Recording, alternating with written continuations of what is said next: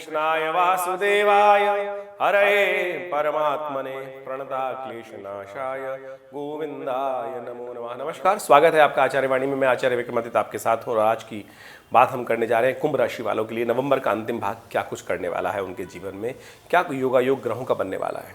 देखिए, कुंभ राशि वालों, आपकी राशि के स्वामी हैं शनि महाराज, और शनि महाराज इन दिनों अपनी संपूर्ण रूप से शुद्ध अवस्था में बैठकर आपके राशि के मुख्य राशि के अंदर बैठे हुए हैं और बड़ा सुंदर योग बना रहे हैं। लेकिन समस्या उत्पन्न कर दी है मंगल ने। मंगल वृश्चिक राशि में आए और उन्होंने शनि को देखा, शनि मंगल पर दृष्टि डाल रहे हैं, तो ये शनि मंगल का टकराव उपस्थित कर रहा है और करीब करीब 1.5 महीने ये चलने वाला है टकराव। ऐसे में यदि हम बात करें नवंबर के अंतिम भाग में, बृहस्पति महाराज आपके पराक्रम भाव में बैठे हैं और शुक्र महाराज जो हैं वो भाग्य में आने वाले हैं, वहां उनका भी टकराव होने वाला है। ऐसे में कई जगह आपके मनोमस्तिष्क में क्लैश होने के योग बनते दिखाई दे रहे हैं इन दिनों। विशेष तौर पे आपको बड़ी सावधानी के साथ अपने डिसीजन को लेने की ज़रूरत दिखाई देती है। जिद में ना आने, शनि जिद का प्रतीक है, तो ऐसे में क्या कुछ होगा वो सारी बातें हम आपको समझाते हैं। देखिए, शुक्र परिवर्तन करेंगे राशि इन नवंबर के अंतिम भागों में और कन्या से निकलकर कम सबसे क्षीण अवस्था से निकलकर भाग्य में आके बैठ जाएंगे और शुक्र भाग्य में अपनी राशि के होकर बैठ रहे हैं, बृहस्पति पे दृष्टि डाल रहे हैं। अब शुक्र जो है वो दैत्य गुरु हैं और बृहस्पति देवगुरु हैं। ऐसे में दोनों की युक्ति चलेंगी, तो यानी 2-3 ऑप्शंस आपके सामने आपके बार बार खड़े होंगे आपके समक्ष, उनमें आपको चुनाव करना पड़ सकता है, तो जिद को त्यागना पड़ेगा। मंगल इस वक्त ज़बरदस्ती अड़ने वाली बात बना रहे हैं, तो उन सब चीज़ों को ठीक करना पड़ेगा। तो सिलसिलेवार तरीके से समझ लें कौन से खास उपाय आपको किन तिथियों में करने हैं और क्या चीज़ आपके साथ होने के योग है, सब चीज़ें हम आपको समझाने का प्रयास करते हैं। सबसे पहले बात कर लेते हैं 23 तारीख की। 23 नवंबर को बृहस्पतिवार का अवसर है, देवउठनी एकादशी है, एकादशी का योग पड़ रहा है और चंद्रमा बहुत सुंदर तरीके से मीन राशि में विद्यमान है। आपके लिए सुंदर योग बनता दिखाई दे रहा है। आपके लिए लाभ की स्थिति प्रबल दिखाई देती हैं और मनोमस्तिष्क में, विचारों में, धन में आगमन के सुंदर योग बनते दिखाई दे रहे हैं। ऐसे में स्थिति भी बहुत सुंदर है। देवउठनी एकादशी, भगवान विष्णु का बड़ी श्रद्धा से पूजन करें। तुलसी का विवाह भी किया जा सकता है। तुलसी का अर्पण भगवान विष्णु के ऊपर सुंदर रूप से करने का प्रयास कीजिए, पूजन करने का प्रयास कीजिए, भगवान विष्णु का चरणामृत लेने का प्रयास कीजिए। नए कार्यों को आरंभ करने के लिए देवउठनी एकादशी अपने आप में अंशुल साया मानी जाती है, लेकिन इस अंशुल साय पर भद्रा का साया विद्यमान हो गया है। तो यानी जब भद्रा विद्यमान हो जाए तो कहा जाता है कि विघ्न उपस्थित कर सकती है, आगे आगे विघ्न कष्ट देने के योग बना सकती है।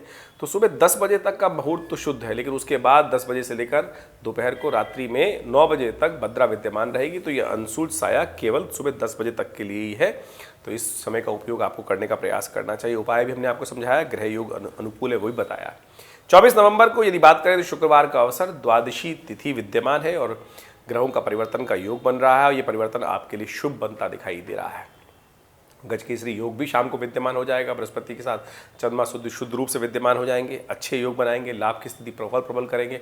ऐसे में माँ भगवती दुर्गा की उपासना करें, भगवान विष्णु का पूजन करें, सुंदर तरीके से लाभ की स्थिति प्रबल बनती दिखाई दे रही है। बस एक बात का ध्यान रखिएगा, इस लाभ की स्थिति में सुबह तो बहुत सुंदर योग हैं, लेकिन शाम को कुछ फालतू के काम आपके पल्ले पड़ सकते हैं। कुछ लोग जो बाजार के लोग हैं वो आपको अपने अपने कामों की तरफ खींचने का प्रयास कर सकते हैं। अपने समय का सदुपयोग करने का प्रयास कीजिएगा। थोड़ा स्वार्थी बनते हुए कार्य करना आपके लिए बहुत ज़रूरी रहेगा, इस बात का ध्यान रखते हुए कार्य करें।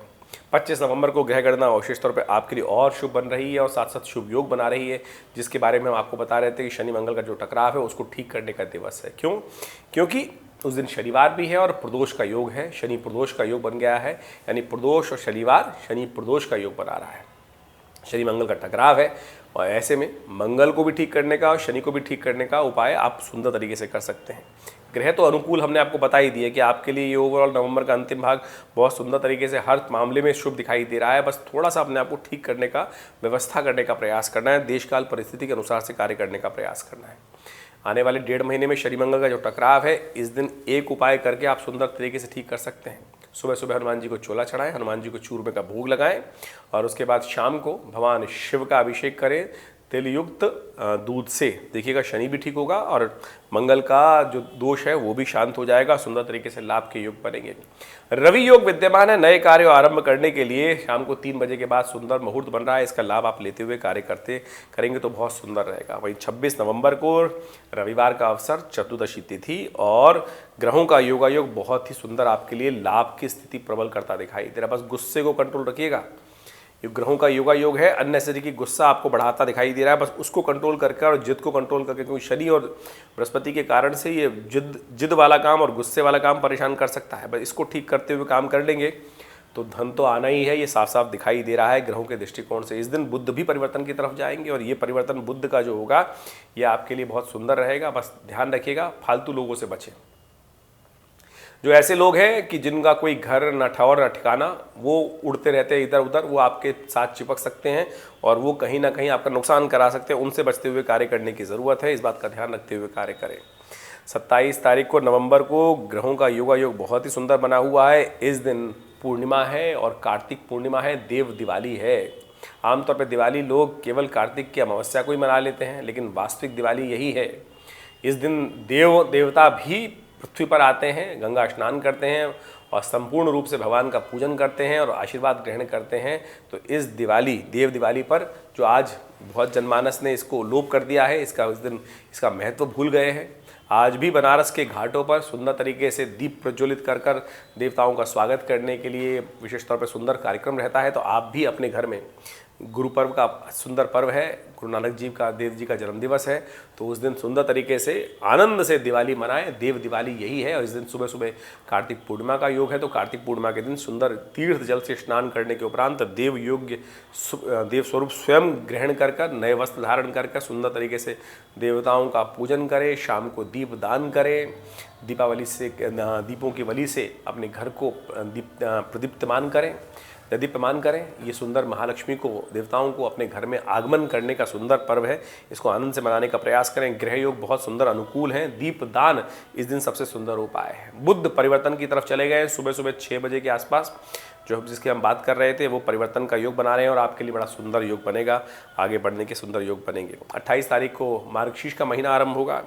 ग्रह आपके लिए पुनः अनुकूल रहेंगे, बहुत सुंदर तरीके से आपके लिए स्थितियां अच्छी दिखाई दे रही हैं। बस स्वास्थ्य का थोड़ा ध्यान रखने की ज़रूरत है। चावल का दान कर लेंगे तो बहुत अच्छा रहेगा।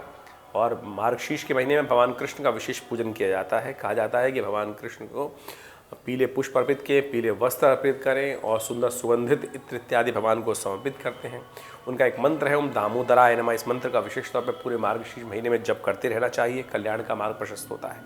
वहीं 29 तारीख को हम बात करें तो बुधवार का अवसर, द्वितीया तिथि, और ग्रहों का परिवर्तन का योग बन रहा है। चंद्रमा परिवर्तन की तरफ चले गए हैं सुबह करीब 2:45 बजे के आसपास, और साथ साथ तुला राशि में शुक्र का प्रवेश भी हो रहा है।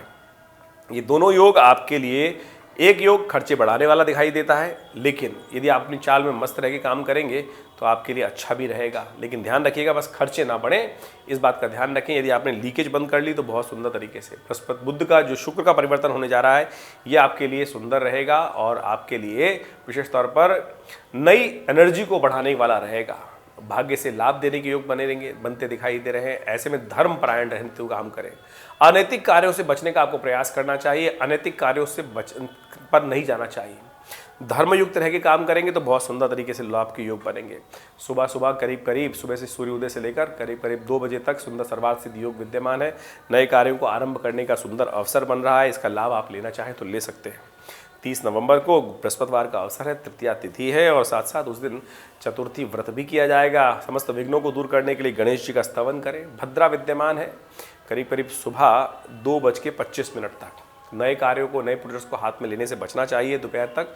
उसके बाद सर्वार्थ सिद्ध योग शुरू होगा करीब 3 बजे के बाद से, उसका लाभ ले सकते हैं नए कार्यों को आरंभ करने के लिए। ग्रह गणना विशेष तौर पर खर्चे की तरफ इशारा कर रही है।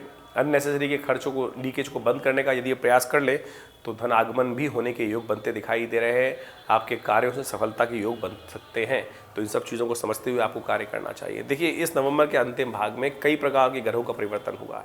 मंगल का परिवर्तन जो वृश्चिक राशि में हुआ वो दिखाता है कि विशेष तौर पर लाल चीज़ों में थोड़ा सी धन की वृद्धि होने के योग बन सकते हैं। वहीं जो सराफा बाजार में काम कर रहे हैं वो दिखाता है कहीं ना कहीं कि चांदी और सोने के काम में कहीं ना कहीं गिरावट आती दिखाई दे रही है। जो शुक्र और विशेष तौर पर बृहस्पति का योग बन रहा है, समसप्तक योग, वो दिखाता है कि धार्मिक उन्माद विश्व में बढ़ सकता है। और इन दोनों योगों को देखते हुए सत्ता परिवर्तन के योग भी कई राज्यों में चुनाव के बाद दिखाई दे रहे हैं। तो ये सब चीज़ इस बात की इंगित करती हैं। ऐसे में आप कोशिश करें अपने मनोमस्तिष्क को शांत रखते हुए, क्योंकि बृहस्पति और जो शनि मंगल का टकराव है, बृहस्पति और शुक्र का टकराव है, ये दोनों कहीं ना कहीं अपने मतों में कहीं ना कहीं जो विशेष तौर पे क्लैश उत्पन्न करने के योग बनाते हैं। तो शांत होकर समझकर उपाय करते हुए हमें काम करने का प्रयास करना चाहिए। वो उपाय करते हुए कार्य करेंगे तो सुंदर रहेगा, लाभ होगा। धन्यवाद।